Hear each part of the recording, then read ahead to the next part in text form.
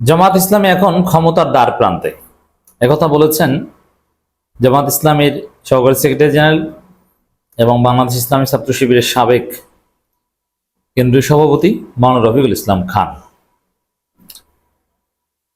এই কথা কতটুকু সঠিক এটা বুঝতে হলে রফিকুল ইসলাম খানকে আগে অ্যানালাইসিস করতে হবে।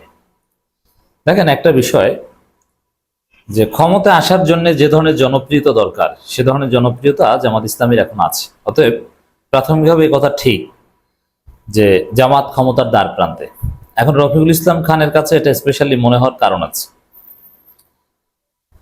তারা জিতবেন, রফিকুল ইসলাম খান এমপি হবেন, এটা আমি জানি।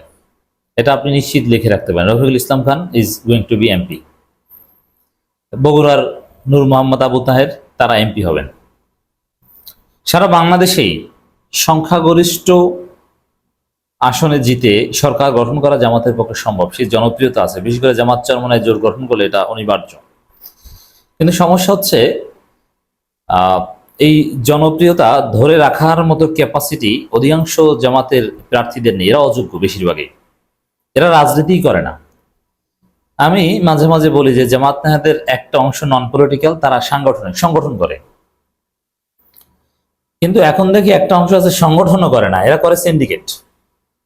সংগঠন করবে ঠিক মতো তা নয়, সংগঠনের ভিতরে সিন্ডিকেট করে, জনগণের সাথে মিশে না। প্রচুর জনপ্রিয়তা জামাতের, কিন্তু সেই জনগণকে কন্টেইন করতে পারে না, সেই জনগণকে মোবিলাইজ করতে পারে না, তাদের কাছে যায় না।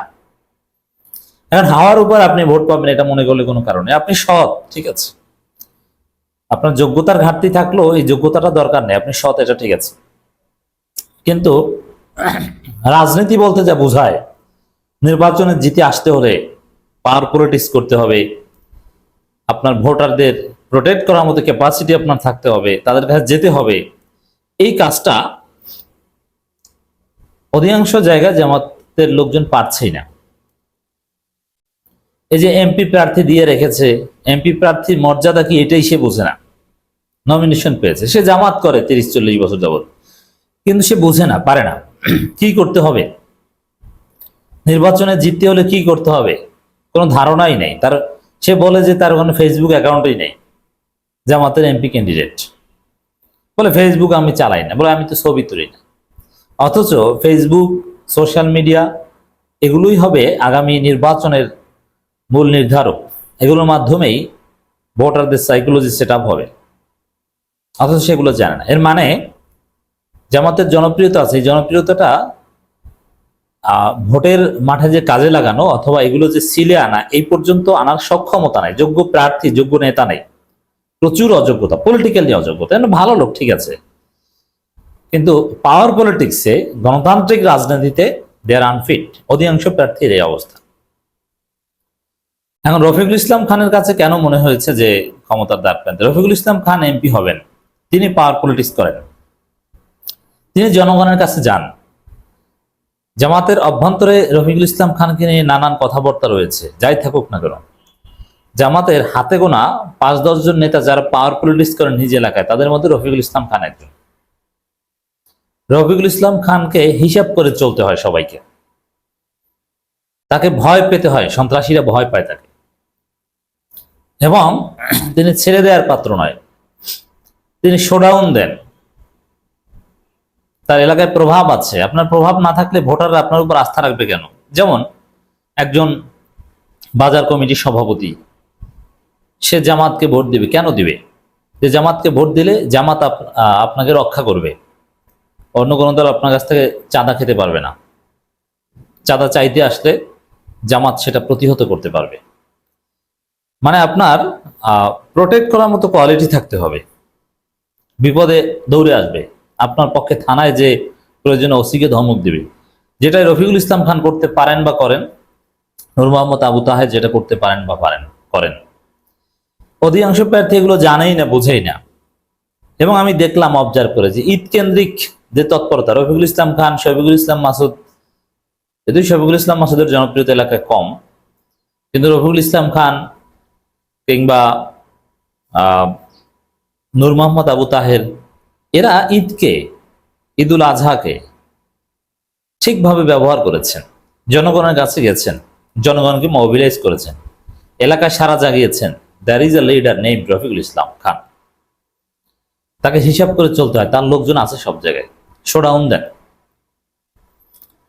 আর জামাতের অনেক প্রার্থীকে দেখেছি, তারা জনগণকে সাথে নিয়ে শোডাউন বা জনগণের কাছে যাওয়া তো দূরের কথা, জামাতের লোকজনকে কাছে নিয়ে চলতে রাজি না। তারা করবে সিন্ডিকেট, যে তার সিন্ডিকেটের বলয় যারা আছে তাদের নিয়ে ঘরোয়া প্রোগ্রাম করে, কিছু সিন্ডিকেটের লোকজনকে দাওয়াত দেয়, তাদের নিয়ে ঈদ শুভেচ্ছা বিনিময় করে, মানুষের কাছে যায় না এরা।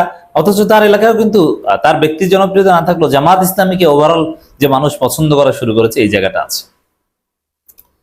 কিন্তু তিনি এটা কন্টেইন করতে পারেন না, সংগঠন ঠিক মতো করেন না। সংগঠনের যারা একসময় 2013 সালে বা সাবেক শিবির যারা চাকরি করে, যারা এলাকায় এসেছে, তাদেরকে চেনেন না, ডাকেন না, তাদের কাছে যান না, তাদেরকে একত্র করে তাদের সেই দুঃসময়ের শিবির নেতাদের যে কাজে লাগাবে ভোটের রাজনীতিতে, জনগণকে কন্টেইন করতে,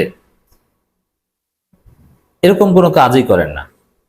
ওই স্রেফ তার নিজস্ব সিন্ডিকেটের মধ্যে যারা আছে তাদেরকে ডাকে, মানে সংগঠনের মধ্যে সংগঠন করে। এমপি তো দূরের কথা, আপনি ইউনিয়ন পরিষদের মেম্বার হওয়ারও যোগ্যতা রাখেন না, পারবেন না। আপনি ওই সিস্টেম কাউকে তেল টাল মেরে সর্বোচ্চ থানা আমির, জেলা সেক্রেটারি এগুলো হতে পারবেন, জেলা আমির, কিন্তু আপনি ইউনিয়ন পরিষদের মেম্বার হতে পারবেন না। জামাতের এই সংকটটা নিয়ে কাজ করতে হবে।